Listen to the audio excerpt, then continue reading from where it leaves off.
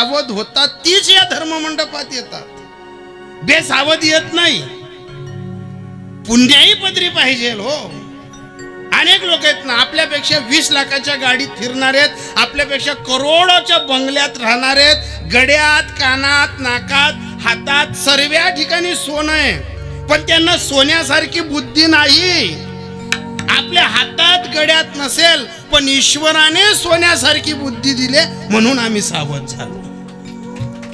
आणि हे सावध होताना आज जगद्गुरु तुकोबरायांचा अभंगानं का म्हणावं लागलं असेल तुकोबांना? कारण तुकोबराय एक एक गोष्टीनं सावध झाले. तुकोबराय ही संसारात होते, तुकोबरांनाही संसार करावा लागला, कारण ही परंपरा आहे, संसार कोणाचं सुटत नाही. पण ज्या वेळेस तुकोबराय संसारात होते तेव्हा, आणि संसाराच्या पलीकडे बाहेर आल्यानंतर तुकोबरायांनी सांगितलं, मी व्यवहारात सावध झालो, मी आचरणात सावध झालो, मी संसारात सावध झालो, मी अध्यात्मात सावध झालो, मी दुःखात सावध झालो, मी सुखात सावध झालो. आणि मी सावध झाल्यानंतर काय केलं माहितीये का? मी वाम मार्गाला गेलो नाही, वाईट मार्गाला गेलो नाही. अनेक इथं माणसं बसलेली आहेत. तुम्ही भोपाल नगरीमध्ये आल्यानंतर का तुमच्या संसाराचं बरं लगेच झालं का? अहो काय नाही कष्ट करावं लागलं तुम्हाला. कोणाला 8 तास ड्युटी करावी लागली तर कोणाला 12 घंटे ड्युटी करावी लागली. काही लोकांना 24 तास हा प्रपंच वाढवण्यासाठी ड्युट्या कराव्या लागल्या. किती कष्ट करावं लागलं. घरी कधी पत्नी वाट पाहत होती, घरी कधी मुलं वाट पाहत होते, पण घरातला किराणा, घर भाडं, लाईट बिल या सर्व गोष्टी निभवण्यासाठी तुम्ही तुमच्या आत्म्याला विचारा की काय कष्टालाच तुम्ही सामोरे गेलात. बरे हे का याच्यात एकटे तुम्ही नाही. जसं सीमेवर उभा राहणारा जवान स्वतः सर्व संघर्षाला तोंड देतो ना, तेवढंच तोंड त्याच्या धर्मपत्नीला घरी द्यावं लागतं. तो तिकडे सीमेवर उभा असतो आणि त्याची पत्नी इकडे घरात चढत असते. या सर्व बायांना विचारा ना की संसार फुलवताना, मोठं करताना 2 चष्म्याच्या घरापासून तुम्ही जी काही जागा घेतली असेल, पत्राचं स्लॅबचं घर असेल, आज तुमच्या घरांमध्ये सर्व सुविधा असतील. मला सांगा ना, तुम्ही महाराष्ट्राच्या मातीत इथपर्यंत आल्यानंतर कोणत्या बापजाद्याच्या प्रॉपर्टी घेऊन इथं आलो होतो आपण? काय सोबत होतं? सोबत फक्त तुमचं कष्ट होतं, सोबत फक्त तुमची नीती होती, सोबत फक्त तुमचा व्यवहार चांगला होता, आणि सोबत तुमची जिद्द होती. म्हणून आज तुम्ही स्वतःच्या घरांमध्ये डोकं घालून राहताय. कारण बाहेरच्या प्रांतात येऊन घर घेणं, जागा घेणं सोपं आहे का? अरे जो रात्रंदिवस कष्ट करतो पण पैसा हाती येत नाही, त्याला, ज्याला नेहमी भाड्याच्याच घरात राहावं लागतं ना, त्याला विचारा स्वतःचं घर उभं करण्यासाठी काय झुरावं लागतं, स्वतःचं विश्व उभं करण्यासाठी काय झुरावं लागतं. काही माय मावल्या, आम्ही जेव्हा सुरत, अंकलेश्वर, गुजरात सारख्या सिटीमध्ये कार्यक्रमाला जातो ना, आम्ही असं जेव्हा बसतो, काही ताई दादा रडतात, महाराज काय करावं, जेमतेम पैसा साठवतो तोपर्यंत मुलगा आजारी पडेल, जेमतेम आपलं बरं होतं तोपर्यंत घरी कोणीतरी आजारी पडतं. घरच्या लोकांना असं वाटतं इकडे काय कमवतात आणि काय नाही कमवत. एक समस्या येते. आणि या सर्व गोष्टींमध्ये समस्येला पार पाडता तुम्ही इतके सावध आहेत की तुम्ही आजही संप्रदायाला जोडून आहात. तुम्ही इतके सावध आहात की तुमच्या कष्टाची चीज करून घेत आहात.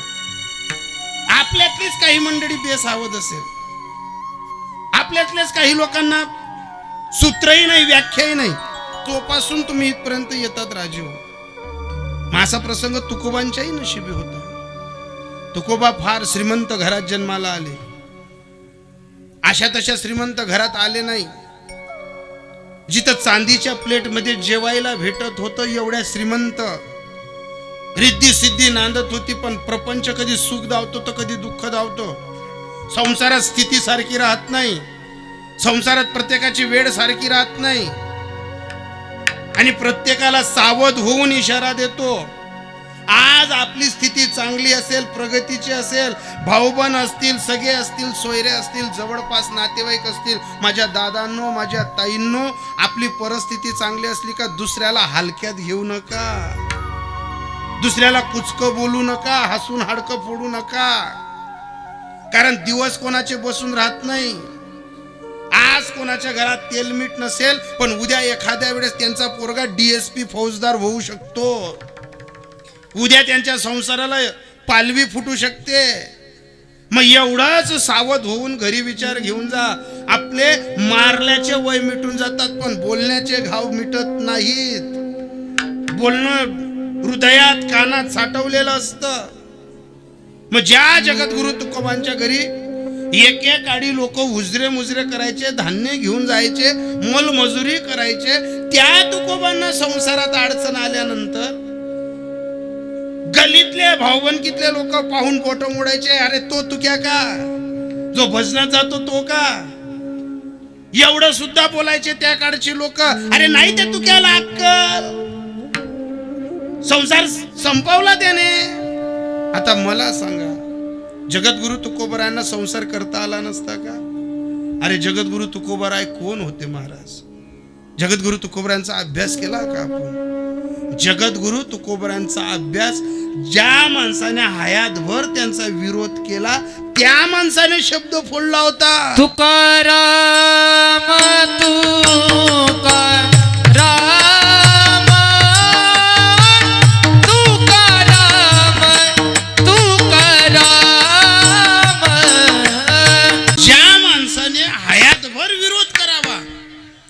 त्यांनी तुकोबारायांबद्दल बोलावं.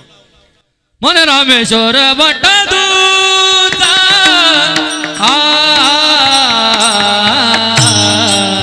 मन रामेश्वर भट्ट दूता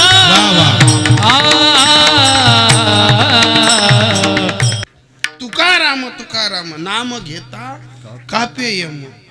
आणि ज्यांनी हयातभर विरोध केला, तुका विष्णू नो हे तुझा, हे ज्यांनी सांगितलं ना, त्यांच्या बाबतीत चेतन महाराजांनी प्रमाण दिलं. कोण तुकोबा? काय महाराष्ट्रातले मातीतले तुकोबा. तुकोबांसाठी एकच शब्द, अनु रेणू या ठोकडा, तुका आकाशा एवढा. याच तुकोबांना गावातल्या काही मंडळीने वेड्यात काढलं. काही लोकांना असं वाटतं यांना बजेटच नाही बा. तुम्हाला खरं सांगू का, सर्व वारकरी मंडळी तुम्ही इकडे, तुम्ही जेव्हा सर्वजण नागपूर शिरपूर पर्यंत असा आपला गंध दिसतो ना चांगला, आपल्या टोप्या वगैरे दिसतात ना, सर्व भजनी मंडळाला सांगू का तुम्हाला, तुमची टोपी, तुमचा रुमाल, तुमचं सफेद कपडे, हे सर्व जेव्हा एकदम ॲटिट्यूड असतात ना, हे सर्वांना नाही आवडत बरं. काही एकदम दुःखही निघ, काहींना जबून लागतं, काहींना विरोध वाटतो. अरे आज आपण त्यांचं भजन करतोय तरी आपले विरोधक जात नाही.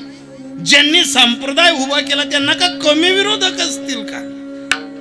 काही नाही हो. इतका विरोध, इतका विरोध, इतका विरोध. जर गावात कोणी विचारलं ना, का हो तुकोबांचं घर कुठं आहे, तर गावातली मंडळी सांगायची, तो तू क्या, ते भजन करतं ते. म्हणजे लोकांना ज्याची प्रगती होते ना, ते सहन होत नाही. प्रसिद्धी राहू द्या, संसारातली प्रगती राहू द्या. तुकोबांना अख्खा महाराष्ट्र मानत होता, पण त्या काळी देहू मानत नव्हतं. आणि जसा जसा महाराष्ट्र मानायला लागला, तसं तसं आज देहू मध्ये त्या मातीतला कणकण सुद्धा बोलायला लागला. एवढा विशिष्ट आहे. पण त्या तुकोबांना त्या काळी गावच्या पाटलाला सांगायचं होतं, पाटील चला ना आषाढीच्या वारीला. काय घरी थांबतात. आता काही वेळेस काय असतं, ज्यावेळेस वारकरी मंडळी सांगते ना, अहो दादा चला ना पंढरपूरला, चला ना, काय असतो तिथं, काय काय महात्म्य, काय पंढरपुरातलं वर्णावं महाराज. ऐशी चंद्रभागा, ऐशा भीमा तीर, ऐसा विठेवरी नाचा महाद्वारी. काय पंढरपुरात, पंढरपुराचा महिमा काय आहे हे जेव्हा आपण सांगतो ना, काही लोकांना का वाटतं या रिकामचोट आहेत, यातले उद्योग नाही. मग त्या काळी गावाच्या पाटलांना तुकोबा बोलायला लागले, पाटील चला ना पंढरपूरला. पाटील म्हणे, पंढरी सिजारा आलो संसारा. पंढरी शिजारे आल्यानो संसाराला जे जे आलेत ना त्यांनी सर्वांनी कुठे जा, पंढरीची जा.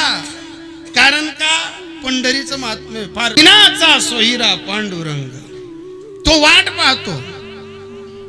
आणि मग गावच्या पाटला तुकोबांनी सांगितलं, पाटील चला ना. पाटील म्हणे, आमची लेकरं पोरं संसार लई अडचणीत बुवा, आम्हाला काही येता येणार नाही. आणि जसं पाटलाने उत्तर दिलं ना तसं सर्वांचं आपलं उत्तर असतं. तुम्हाला जर पंढरपूरला बोलवलं ना, नाही ना या नातू राहतात नाही, हौदाला म्हणजे जेवण करत नाही, हौदाला फिरी पडवू नका गरमाईस्त, तिघ तिघी कसा करत, हे अनेक अडचणी. मग तसं त्या पाटलांनी सांगितलं, नाही तुकोबा आम्हाला जमायचं नाही. पण तुकोबांनी युक्ती चालवली. जशी तुम्ही सावध होऊन ही युक्ती चालवतात ना एक दिवशी कार्यक्रमाची, ही फार मोठी युक्ती बरं तुमची. जी माणसं वर्ष देव धुत नाही त्यांच्या डोक्यातलं देवपण आणण्याचं काम हे तुम्ही केलेलं आहे. जसनागरमा देवारावर इथं लाफाफूट आहे. त्यांच्यासाठी सांगतो, जिथल्या मायमावल्या रोज देवपूजा करत असतील ना त्यांचं मन भरून कौतुक करतो. पण ज्या बहिणी शनिवारना दिनच रविवार इराणा बा नवऱ्याला जात होतीस, काही बाहेर रविवार इराणा शनिवारला जात आहे तिथे बावडान बा, सकाळी रविवार आहे बरं, जल्दी उठ जा, नेमन लाई जा, लवकर जाय जा, चांगलं भेटी. म्हणजे काय भेटी ते तुम्ही समजी घ्या. आजी बी इशारा करी सांग रे, काको बाबू उपाडो सोबत नाही. मग पाटलांना सांगितलं, पाटील चला ना, नाही हो यायचं नाही. पण जशी तुम्ही ही युक्ती एक दिवसाची कार्यक्रमाची राबवली ना, याचा फायदा काय, सावध होऊन सर्व मंडळी ऐका. तुम्ही जो पैसा खर्च केला ना याचा फायदा काय.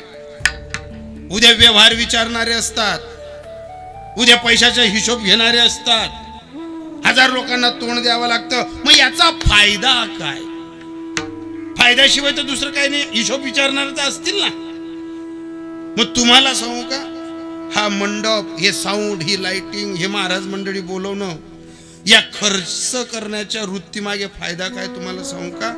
या 35च्या आतल्या सुना ज्या कीर्तनाला येतात आणि घरात जिथं काही एवढं तेवढा वाद निर्माण झालेला असतो, घरात मनस्थिती खराब झालेली असते, या समाज प्रबोधनाच्या कीर्तनातनं देवाचं बोट धरताना ज्या सुनेच्या मनात सासूबद्दल प्रेम नाही, सासऱ्याबद्दल आदर नाही, अशा अनेक गोष्टी या कीर्तनात झटकल्या जातात, सांगितल्या जातात आणि अज्ञानी लोकांना सावध केलं जातं. हा तुमचा फायदा, हा सर्वात मोठा तुमचा फायदा.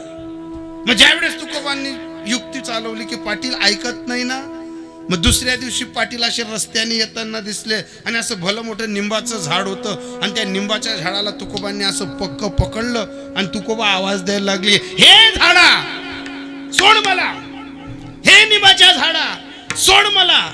आता मला सांगा, निंबाच्या झाडाला कोणी पकडलं, तुकोबांनी. आणि आरोड्या कोण मारतय, तुकोबा. तुकोबांनी झाडाला पकडलं आणि तुकोबा आवाज देतात, हे निंबाच्या झाडा सोड मला, सोड मला, नको धरू मला. दुरून पाटलाने पाहिलं की तुकोबा आता वेडे झाले. तुकोबांचं काही आता खरं नाहीत. कालपर्यंत चांगले बोलत होते, आज काही ठिकाणावर नाहीत. मग जसे पाटील जवळ येताना दिसले तसे तुकोबा मुद्दाम, हे निंबाच्या झाडा सोड मला, सोड मला. पाटलांना विचार केला की तुकोबा बेसावध आहेत. तुकोबांना काही समजत, पण तुकोबा बेसावध नव्हते. ऐका ना, तुकोबांनी पाटलाला येताना पाहिलं की पाटील येतो आहे आणि तोपर्यंत तुकोबा सांगायला लागले, हे झाडा सोड मला, सोड मला. गावच्या पाटलानं तुकोबांचे दोघं हात धरले आणि सांगितलं, ओ बुवा वेडेत का, या झाडाने तुम्हाला पकडलेला नाहीये, तुम्ही झाडाला पकडलंय. आणि तुकोबांनी हात सोडला आणि लगेच टाळी वाजवली. पाटील येस, तर मी तुम्हाला काल सांगत होतो, तुम्हाला संसाराने पकडलेलं, संसाराला तुम्ही पकडलेलं आहे. मग जे तुकोबांनी तिथं समजवलं ना ते आजच्या अभंगातनं तुम्हाला आणि आपल्याला समजवतात तुकोबा. आणि समजवताना तुकोबरांना जो अनुभव संसाराने, श्रीमंतीने, गरिबीने, लाचारीने, इथंभूत सर्व्या गोष्टींची जी जी जी जी अनुभवाची रेज नशिबी पदरी पडली आणि त्या अनुभवातनं जो शब्द तुमचा कल्याणाचा मार्ग सांगण्यासाठी सांगितला तो कसा. सावध झालो, सावध झालो, सावध झालो, सावध झालो, सावध झालो, सावध झालो.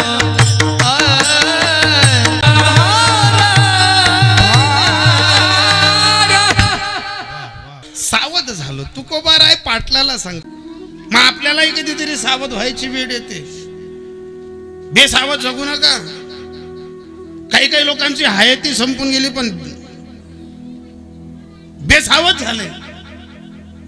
काही काहींना सूत्रच नाही. 10-20 वर्ष 30 वर्षाच्या काळा अगोदर आमचे काकांच्या जीवनातला प्रसंग असा होता. चुलत काकांच्या जीवनातला अतिशय साधा माणूस, एकदम भोळा. हे जे टोप्याले बाबा बसलेत ना यांच्या 20-22 वयातला 17-18 वर्षातला तो काळ. त्यावेळेस घरोघरी ते वातांचे टोह आलेले होते. तो होते तुम्ही वापरलेत का नाही वापरलेत काय माहित. एक आकडे टाकी का त्या 17-18 वाताचे त्या टोह मा. आता तो आमचा जो चुलत काका होता एकदम साधा माणूस. अशा तोंडवर बी मागे बटनात ना तर दुसरा सांगितले आबा त्या उडाईल्या हो त्याच ना त्याच्यात कशी अशी गलीमा तोर टाकेल राय सुकाडाले बकऱ्या लाग्यात तर दुसरा आराय मारे हो भो त्या बकल्या रे. एवढा साधा माणूस पण श्रीमंत. पण आईन वेळेस काय झालं ते नवीन स्टोव वगैरे आले, रॉकेल वगैरे राहायचं. ते काय आकाडी लावालू मग तेच नाही बाईले कथा पदरले चिनगी लागणी का काय लागणी बाई शिलकी बाई मेली.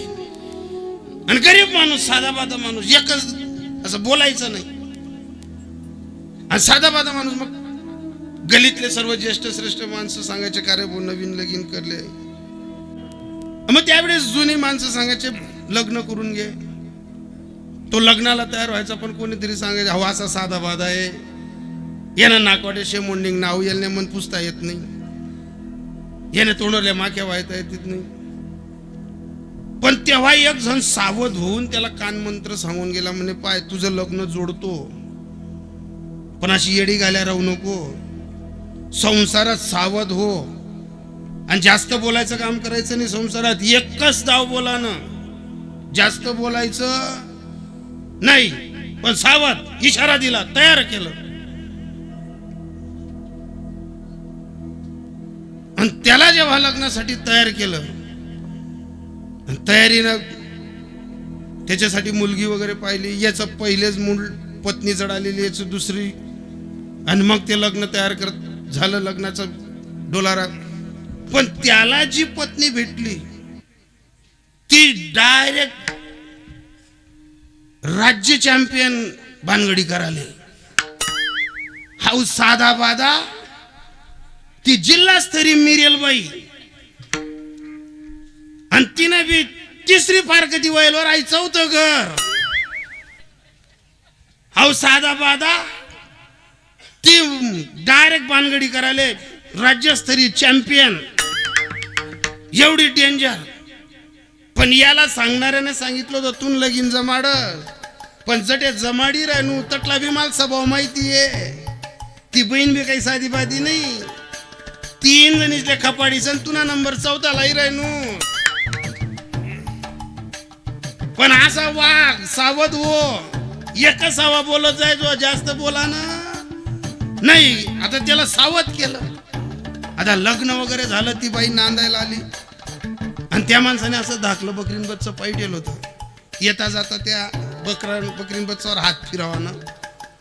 आता त्याला कोणीतरी सांगितलं म्हणे बो घरची बाई येऊन गेली. तो कुठून तरी बाहेरून आला आणि बाहेरून आल्यानंतर त्यांनीच पायल बकरीन बच्चं तेल की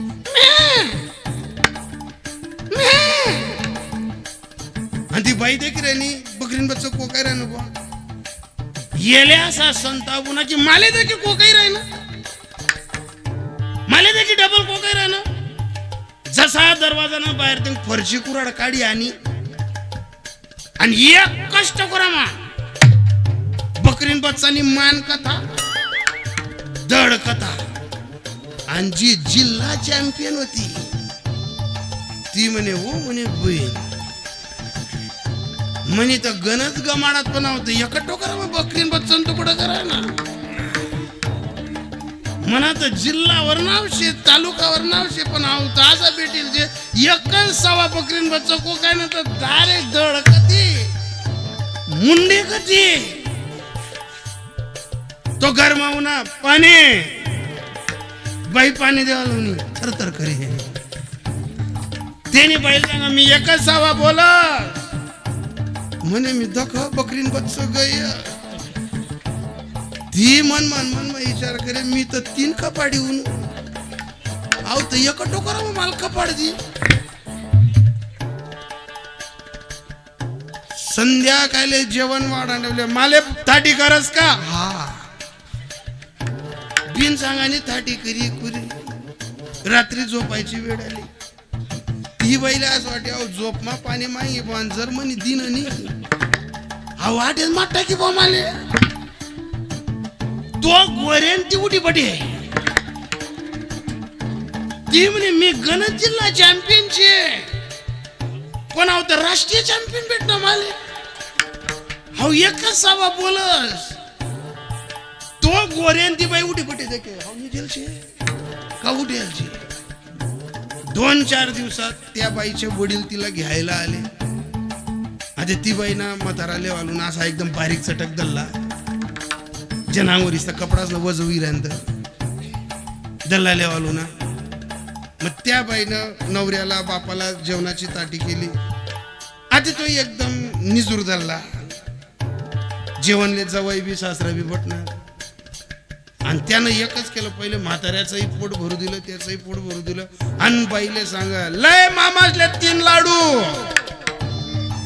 ती म्हणे मन बाप एकच काही तर लोगून मरदई पण 3 या जर नाही सांगत आहो मग टाकी लयच का लाडू मग लई 3 लाडू त्या दल्ला ठेवा तो मरू दला म्हणे हो बहीण तू का म्हणा जीवनाकडे आटेच उचलेलीची म्हणे खाई जाय तो चांगला नाही बरा तो एका टोकारा मग तुले बी खपाड देईन माले बी खपाड दे तू लाडू खाईसन मरी जाय पण तू लाडू खाय तो एका सांगे मामा खाना म्हणे नाही ना ती म्हणे खाय ना एकच लक्षात ठेवा जीवनात असे सावध व्हा इतके बेसावध वागू नका आता 1.5-2 महिन्यापूर्वी मी आपल्याकडे ममुराबाद आहे ना जळगावकडे ममुराबादकडे मी कार्यक्रमाला गेलो आता कार्यक्रमाला गेलो मंडळी मी 105 वर्षाच्या आजोबांचा वाढदिवस किती वर्षाचे 105 वर्षाचा आजोबांचा वाढदिवस आता मला तारीख आली मी तारीख डायरीत लिहून घेतली मी विचारा नाही पुण्यतिथी नसे का वाढदिवस नसे जाडी तारीख होती म्हणजे उस्किना जाय मी ती तारीख लिहून घेतली आणि जेव्हा मी 1.5-2 महिन्यापूर्वी उन्हाळ्यात कार्यक्रमाला गेलो ज्या गावात गेलो रांगोया लाइटिंगा फुगा मला असं वाटतं का दल्ला ना असा वल्ला जीव जायला मी म्हणतो दल्ला तेच जायला ज्यांनी मला तारीख दिली होती त्यांना फोन केला म्हटलं दादा मी तुमच्या गावाच्या वेशीवर उभा आहे दरवाजाजवळ उभा आहे या मला घ्यायला आता ते मला घ्यायला आले मी त्यांना कानात विचारलं म्हटलं का हो दादा बाबा आत्ता मेले का म्हणे नाही हो बाबा असं बेसावधपणे नका बोलू ना आमच्या आजोबांचा 105 वर्षाचे झालेत आजोबा त्यांचा वाढदिवस आहे मी विचार करू म्हणते या दल्लाबद्दल काय बोलू हो मी 105 वर्ष ना म्हातारा पण आता ते तोपर्यंत त्या पंतूने मला सांगितलं म्हणे आमच्या आजोबांना भेटून घ्या आता एवढे वयस्कर माणसं आपण खानदेशी माणसं आहेत आपली संस्कृती आहे की आपल्याला वयस्कर माणसं दिसले म्हणजे नमस्कार करावा लागतो. आता त्याच नातवाने मला सांगितलं आमच्या बाबांना भेटून घ्या. आता ते 105 वर्षाच्या बाबांना भेटायला गेलो ते असले इथला फुगा मादडे पेल. बाबा इथला फुगा मा जो असा फुगा मैन वडा बाबाले मला असं वाटे मना ग तुझी बाबा. पण बाबा डायरेक्ट बाजरीनं सरमट बारीक चटा बाबाले असा वडा. मी त्या बाबाकडे जो म्हणतो जर चांगला उन्मा उभा करा ना त्यांना शिलगी येऊ गवऱ्या सुद्धा यानं काम नाही दल्लाले आणि या ना 105 वर्ष ना वाढदिवस. मग मी त्या बाबांना भेटायला गेलो. म्हटलं जय हरी बाबा. तोपर्यंत त्यांचा नातू म्हणे आमच्या बाबांना ऐकू येत नाही. मग इशाराने बोलायला लागलो. म्हणता जय हरी बरं आहे ना. बाबा माझ्याकडे सरकले. मी बाबाकडे सरकलो. बाबा मला फोन करायला लागले. म्हटलं बरं आहे ना बाबा. बाबा रडायला लागून गेले. आता मला असं वाटलं 105 वर्षाचं आयुष्य केवढा सावध माणूस आहे. 105 वर्षाच्या आयुष्यात बाबांना आनंद अश्रू आहेत. नातू पंतू जंतू डिकरवा भाऊबंदकी आली गली बठाद्या कालबेटी घे. 105 वर्षाचं आयुष्य. बाबांना विचारलं. म्हटलं बाबा बरं आहे ना. बाबा मनकडे उन्हात आणि रडायला लागले. मला असं वाटलं काय आनंदाचे अश्रू आहेत बाबांचे. बाबा ठीकठाक. बाबा अजून माझ्याकडे सरकले. मला सांगायचे बाबा महाराज बठ्ठा डोळ्याला दिखतस नातू दिखतस पंतू दिखतस जंतू दिखतस गली आली ना बट्या बाया दिखतीस डिकरवा दिखतीस ववा दिखतीस आकड सासवा दिखतीस साल्या दिखतीस बट्टी जान दुनिया म्हणा डोळ्याला दिखस. बाबा म्हणतं मग बाबा तुम्हाला डोळ्याला कोण दिकायला पाहिजे होतं.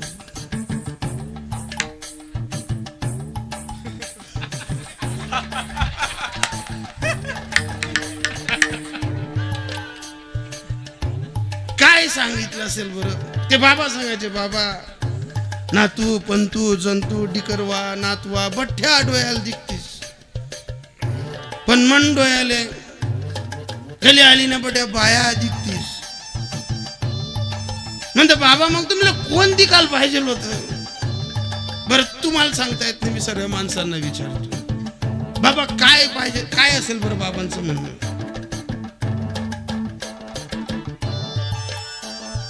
नाही मग बाबाला कोण दिकाल पाहिलं होतं डोळ्याने. तुम नबी प्रेम आहे तुमचं म्हणणं. मी त्या बाबांना विचारलं. म्हटलं बाबा कोण दिकाल पाहिलं. तर बाबा मनकडे सरकणार. ते बाबा मन कानमा सांगितलं ती पाहिजे होती. म्हणते कोण पाहिजे होत ती पाहिजे होती म्हणे. म्हणतात तसा तर तू बी नोक पाहिजे होता. तू सुद्धा निघ जावर पाहिजे होता. अरे 5 फूट 6 इंच गोरान गोमटा नरदे भेटला. इतके बेसावध वागलो की 105 वर्षाच्या आयुष्यात नाही पंढरपूरची वारी नाही वारकरी नाही टाळकरी नाही कोणाला हात जोडणं नाही कोणाला घरापर्यंत बोलवणं आणि 105 वर्षाच्या आयुष्यात तरी वासनेचा भ्रम डोंगर जडत नसेल तर काय कामाचं ते आयुष्य. काय केलं. औट हात का मानव देह श्रीराम ने तुझे दिया.